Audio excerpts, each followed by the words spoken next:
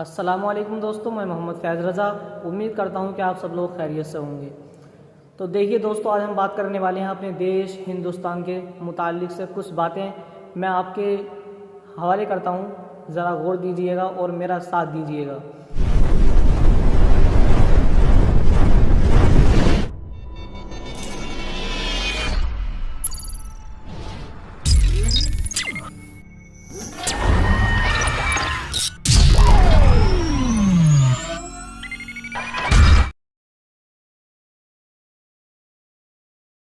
साथ दीजिएगा। तो अस्सलाम वालेकुम दोस्तों, देखिए जब हिंदुस्तान को आज़ाद किया गया था 1947 में, तो ये आज़ादी सिर्फ इसी तरह नहीं मिली जैसे कि किसी सोशल मीडिया पर डाल दी कि हमारे देश को आज़ाद कर दे, नहीं, बल्कि ये आज़ादी मिली थी हिंदुस्तान के चाहने वालों ने अपने खून देकर इस देश को आज़ाद किया था। तो खून देने वाले लोगों में सबसे ज़्यादा जो तादाद थी वो मुसलमानों की थी, यानी सबसे ज़्यादा खून देने वाले मुसलमान ही पाए गए। और जितने भी गैर मुस्लिम थे उन्होंने बहुत कम उन लोगों ने इस जंग में हिस्सा लिया था। लेकिन फिर भी मुसलमान के अंदर ये बात बहुत अच्छी है कि मुसलमानों ने हिंदू धर्म से ये नहीं पूछा कि आपके पास सबूत क्या है, आप देशभक्त हैं या नहीं। लेकिन आज ये हिंदू धर्म के लोग मुसलमानों से सवाल करते फिरते हैं कि आप लोग जो मुसलमान हैं, यानी आप लोग अपना देशभक्त होने का कोई ना कोई सबूत दीजिए। आपके पास कुछ सबूत नहीं है, वो हमें उल्टा कहते हैं। लेकिन इन लोगों को बिल्कुल भी शर्म नहीं आती कि हालांकि जो हिंदुस्तान को जो आज़ाद किया गया था वो सबसे ज़्यादा मुसलमान ही थे, उसमें सबसे ज़्यादा शहीद होने वाले जो मुसलमान ही थे। लेकिन फिर भी ये लोग आज उल्टा हमसे सवाल करते हैं, हालांकि हमें इनसे सवाल करना चाहिए था। लेकिन खैर, मुसलमान इन बातों पर बिल्कुल गौर नहीं देता। तो आइए आज हम बात करते हैं अपने इस मुल्क की इस ज़माने में क्या हालत है। तो देखिए, सबसे पहले तो आज हम लोग बिल्कुल अलग अलग बढ़ चुके हैं, यानी मुसलमान एक तरफ हैं और सारे गैर मुस्लिम एक तरफ हो चुके हैं।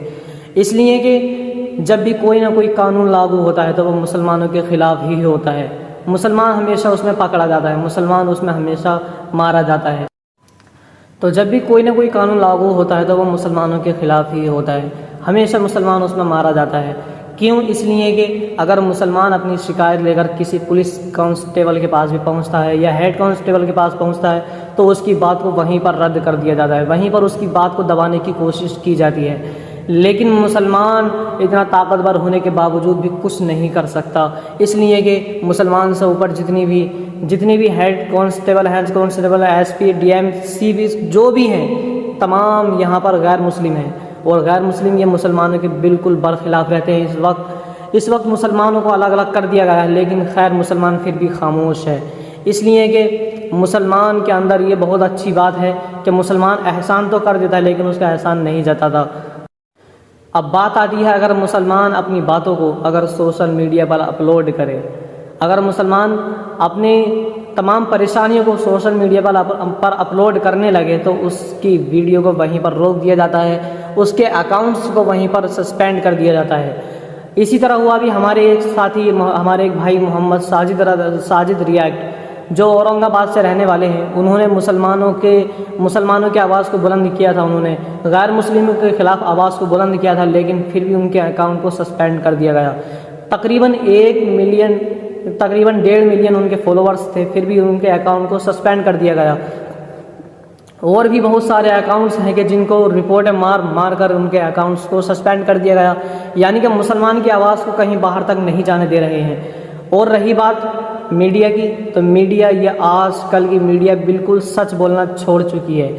यानी मीडिया पर, हालांकि हमारे देश के हालात इतने ख़राब हैं कि मीडिया को चाहिए तो ये था कि वह वहाँ के हालात दिखाती, हिंदुस्तान के क्या हालात हैं, लेकिन नहीं, हिंदुस्तान के हालात के बजाय वो आजकल क्या दिखाती है। उससे पहले जरा आपको बताते हैं कि प्रधानमंत्री मोदी का सीना सलमान खान से भी 4 इंच चौड़ा है, और तो और क्रिकेटर विराट कोहली से 8 इंच ज्यादा चौड़ा है। ये देखिए जरा आपके सामने ये जो तुलना है उस पर गौर कीजिए। The Pakistani infiltrator who calls herself Seema से पाकिस्तान गई अंजू ने इस्लाम धर्म कबूल कर लिया है। मोबाइल फोन पर गेम जिहाद का खेल शुरू हो गया है और टारगेट पर है गैर मुस्लिम नाबालिग। कभी सोचा है इतनी प्रॉब्लम्स होने के बावजूद भी उनको एड्रेस करने की बजाय मीडिया प्रोपेगेंडा फ्यूल करने में क्यों लगा रहता है? गवर्नमेंट से ना तो क्वेश्चन करता है ना ही बेसिक राइट्स की मांग करता है। ऐसा क्यों? Let me explain. News 18, TV 18, CNN, CNBC और फर्स्ट पोस्ट किसके अंडर काम करते हैं? नेटवर्क 18 के अंडर, जो कि ओन किया जाता है मुकेश अंबानी जी की रिलायंस इंडस्ट्री द्वारा। One of the greatest friend of prime minister Modi, the government of India. Republic TV, Republic Bharat के ओनर कौन है? Arnab Goswami. But who is the initial investor? Rajeev Chandrasekhar. Who is he? State president of BJP in Kerala. NDTV का majority stake holder कौन है? Gautam Adani. Again the best friend of prime minister and the government of India. India TV जिसका 12% stake holder milestone trade link है, उसका link किससे बताया जाता है? गौतम अडानी से। ई न्यूज के ओनर कौन है? Subhash Chandrashekhar, ex member of parliament from BJP again. TV9 Bharatvarsh जिसके majority stake holder mega engineering, जो कि इलेक्टोरल बॉन्ड स्कैम में सेकंड बिगेस्ट डोनर थे बीजेपी के। इसीलिए इंडिया की प्रेस फ्रीडम इंडेक्स आज के टाइम पे 151 हो चुकी है। कंट्री में ऐसे कई सारे प्रॉब्लम्स हैं जिनको एड्रेस करने की जरूरत है, पर नहीं किया जाएगा क्योंकि उसके लिए गवर्नमेंट से क्वेश्चंस करने पड़ेंगे। But the media is completely suppressed by the government. The democracy of India is becoming joke day by day. Now this is something that should not happen, but this is happening in front of everyone, but no one cares. Everyone is busy in the battle of religion. You won't believe this, but this country is doomed now. Now what is your opinion? Let me know in the comment section. मैं मिलता हूँ आपसे अगली video में, तब तक के लिए जय हिंद।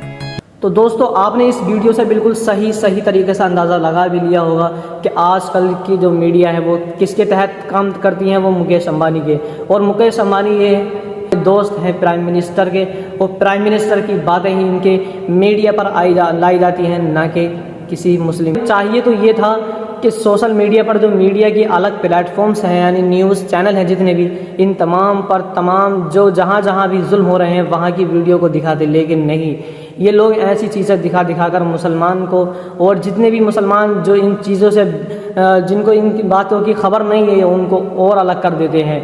यानी जहाँ पर भी मज़ारत पर हमला किया जा रहा है, दरगाहों को शहीद किया जा रहा है, मदरसों को शहीद किया जा रहा है, और मस्जिदों को शहीद किया जा रहा है, यानी मुसलमानों की नस्लों को बर्बाद करना चाहते हैं। लेकिन ऐसा नहीं होगा, क्योंकि जिसको अल्लाह रखता है उसको कोई नहीं सकता है। ये बात जहन में आई, और ये बात अब की नहीं बल्कि ये बात बहुत पहली है।